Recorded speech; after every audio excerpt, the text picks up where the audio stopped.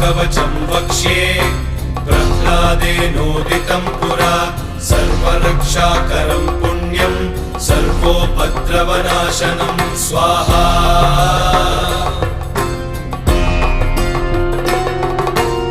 सर्वसम्पत्करं चैव स्वर्गमोक्षप्रदायकम् ध्यात्वा नृसिंहं देवेशं हेमसिंहासनस्थितं स्वाहा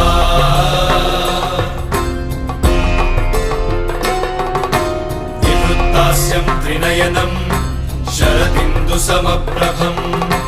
लक्ष्म्यालिङ्गितवामाङ्गं विभूतिभिरुपाश्रितं स्वाहा